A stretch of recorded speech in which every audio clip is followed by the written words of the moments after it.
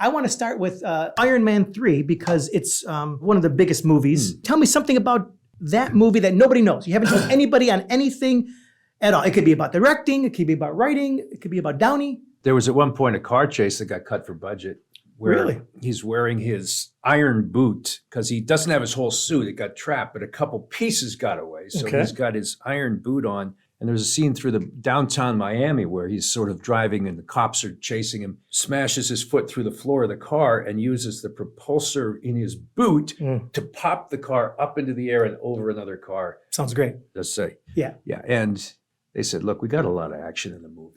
We got a lot. It's a lot of action in this action movie. You know, in retrospect, it's probably right that we just kept it tight and kept it moving as opposed to, because the problem with an action scene in a movie is if you can lift it and nothing changes. No matter how exciting or interesting visually a scene is, there's usually a problem if the action scenes are interchangeable, meaning, oh, we could take the boats, we could always do the boat sequence here and then move the other one onto the bus here. If that's the case, or if you could just lift one wholesale out of the movie and have it still make sense, it probably means you're stopping the story and the character, say, and now the action.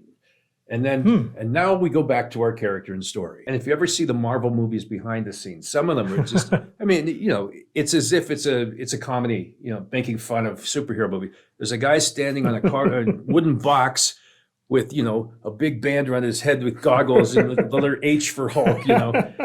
And there's three other guys dancing around him, you know, in suits with X's on them. Yeah. And, you know, sometimes the set is a railing, a set of stairs, and the bottom half of some sort of tower. Right. And everything else is just jumping around. Like, because it's all going to be filled in post. Yeah. You look for someone who's going to heighten the material. I always say that too about casting, which is that there's certain things you get what you pay for. There's an actor who does a certain thing. They act a certain way and they're the tough guy. Yes. And they, you know, whoever it is. It's Robert Mitchum. Pick an action star. Yeah. And you pay for that and they come on, you say, we got this guy. You know him. He does the thing. Yeah. And then he comes on set and there it is. It's not a surprise, but that's what you paid for. Exactly. You didn't want it, you don't pay for it. And he gives you what you want, what you knew to be there. What always excited me more was the notion of hiring an actor like Robert Downey and kind of know what you're going to get, but you don't know. And you just know it's going to be great. And I'm waiting as well as an audience would. It's great. To say, what's he going to do with this? I mean, these big actors, they don't read. They don't go in an audition. You just offer them the role. Right. And with him, it was like, okay, I'm game. What's he going to do with this? As opposed to, I know what this is going to look like. Right. And it's crazy about him also because Tony Stark is a little bit smirky. He has those kinds of little qualities that other superheroes don't have. Maybe Hulk has it, but like other ones are very, you know, but he does that so well. You know what I'm saying? And that's why. Yeah, there's a certain arch deadpan quality to Tony Stark's humor. Yeah. I think what's notable about it is Robert Downey doesn't have to try. No. So it seems effortless. It's not effortless. It's not. But the more it seems it, the harder he is to work to get to be like that. Yeah, but it gives the appearance of an effortless yes, character that doesn't need to make a joke. He just tosses it off. He's right. And he's also a great reactor. Yes. Some reactors. So someone does something in front of him, his reactions are going to be priceless. Exactly. Yeah. He also, if you remember, he gave, I think he told you, when I was in Nice Guys as a stand-up and I had the microphone stand, the first couple takes I was holding the microphone stand. And then he said, you came up and you said, Downey, he says you're fucking the microphone stand with your hand. And you told me to stop. Said not use the microphone stand. I'm like, oh, okay. So, because I was like doing this. And yeah, stuff he came by one night. Yeah. That's right. He was we were at the Comedy Store. Yeah, I kind of remember that. I don't remember the specific advice he gave you, but that makes sense. Something like that. I think you were doing that. Yeah, I think because I was. Everyone was talking about it. I was doing this as I was talking, you know, but then apparently it was attracting his attention. So he's like, yeah, you know, tell. You know. He wasn't the first to notice. It was pretty much the talk of the club for like weeks after. Yeah, I saw it when I walked in front. It was on the big banner, the marquee. It's like, why are they doing this? Like, subscribe, comment. So now Lethal, when you wrote Lethal, did you actually, when you were done, did you kind of throw it in the garbage? No, I threw it in the garbage halfway through. And, you know, I'm sure there's a lot of people out there who would go online and agree that maybe it should have stayed there. No. But I just had nothing else to do. I thought, I can't write. I'm an imposter. No good at this. Beginning of your career. Yeah, I've tried and tried, but it's just, you know what? I don't even know where to go with this. So just give up. And then the fact that it was still there, it speaks more not to my diligence in getting the script. It's just how long before I changed the garbage. Exactly. First draft of Lethal Weapon, there's a whole subplot with a crooked cop named Lou Parrish. And it turns out he was behind the betrayal of this and that. They got Murtaugh kidnapped. And so at the end, Riggs confronts him. And I thought, like I said earlier on the show, if we lifted that out, Right. we could actually still have a movie. And it did pretty good, didn't it? That whole franchise, right? Jeez.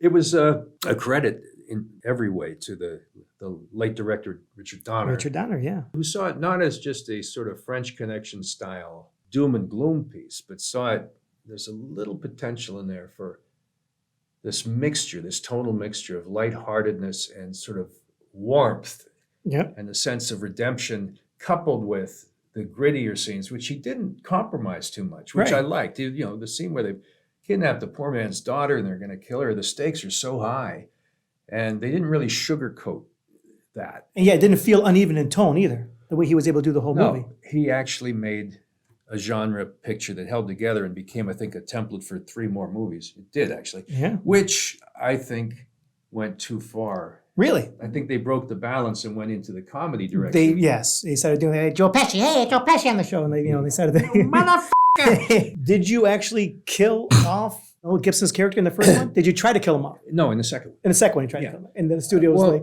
because see, to me, sequels are problematic because you want the audience to believe, well, of course, there's more story to tell. But if you're good at what you purport to do, then you've already brought them to that. You choose, when you do a TV show, there's always a next episode, right? Sure. But when you do a movie, you're supposed to pick the starting point as the most significant moment in that character's life. That's why we're here. That's why we start here. And then run with it. So then you expend that, you finish, and then you say, how do we make it look like there's another story that fits with that we meant to tell? We were just kidding, but actually this is a longer story as opposed to just, contriving something to keep it going. I thought, well, he gets this borrowed time briefly where he's given up on life, and then, he's given an interaction with and an introduction to a family, a very warm, loving family that embraces him and actually gives him a sense of true forgiveness. And but then they get in trouble again, and he realizes, to save people I love, that was my borrowed time. That was my extra. And I got a gift that was better than anything I could have expected. A period of time when I would be dead, reinvigorated and convinced me that life has something beyond the cruelty that I'd been, exposed to. So now it's time for me to die. But I had a wonderful bit of borrowed time in the middle there. And but the studio loved that idea, didn't they? Yeah. No, when I said to them, don't you see, it's the piper come for his payment. It's that reprieve come due now. And they said, well, what we call it is sending away the bread truck. Like, subscribe, comment. It's also the nuance that when you write scripts, it's an intangible project. Write anything, any story, there's that kind of subconscious working towards setting things up and then later paying them off. I just don't know that can be done purely mechanically. And I've always railed against these screenwriting books, which purport to say, if you follow these rules by page 20 this and by page 19, and you have an inciting incident, escalating action, secondary plot point, subplot. Well, it occurred to me, even if that's accurate, even if you can break down scripts into that, you could still write a script that follows each of those edicts, all of those instructions, beat by beat, word for word, and it could still be bad. It doesn't mean the story is going to be good. It just means it'll be properly structured. Yeah, good structure, exactly. So there's the intangible. You think, oh, that's funny. Or you go, and that's not just funny, it's poignant. Right. It'll get a laugh, but it also sort of reflects a theme that we're trying. So how do you get a computer AI to say, okay, the theme of this thing is loneliness, an exploration of loneliness. Well, maybe they'll get to a point where the machine is crying while it's writing. I just don't know. I think the audience would be crying, walking out of the theater saying, oh, yeah, that looked like it was a well-structured script, I'll tell you that much. You know what I'm saying? It wasn't funny, but man, was that structured really well. He said basically within 20 to 60 years, and it could be as early as 20, but more likely, somewhere in there, a new race is going to appear on Earth, like as if we'd been invaded from space. A new race will appear on this planet, and we have done nothing to prepare for it. Because once that singularity of AI is reached and these machines start waking and communicating and teaching each other, we're now living with an entire new race of beings, essentially connected and brought to life. Do you have an idea how many books you have in the house? If you had to put a number on it, would it be 5,000? Would it be 1,000? No, I think it'd probably be closer to 10,000. 10,000 books in your house. That's crazy. Yeah, but they're all the same book. Your house is also known to be haunted. Tell us about that. You've seen apparitions, have you?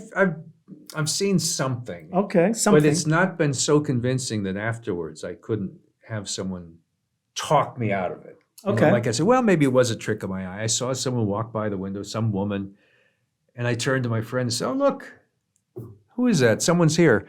Oh, I bet it's so-and-so's girlfriend. Right. Of course, then we go inside, the house is empty. Yes. It wasn't so-and-so's girlfriend. And I saw enough of it and registered enough to turn to the person I was with and say, oh, look, who was that? Wow. So if you do that, it could be a trick of the eye, but it wasn't a passing trick of the eye. It was just my mind clenched on with certainty the idea Right. that there is someone here. Yes. I just saw them.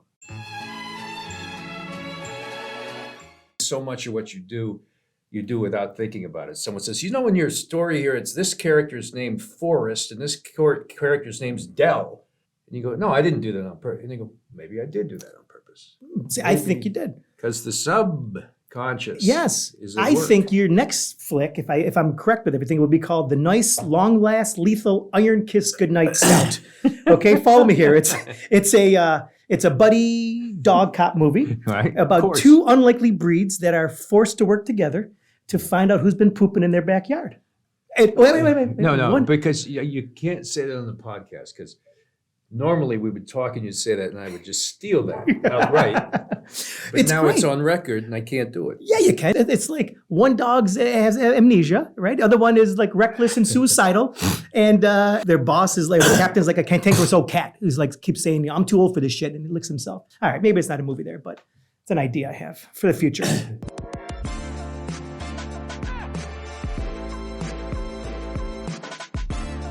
Like, subscribe, comment,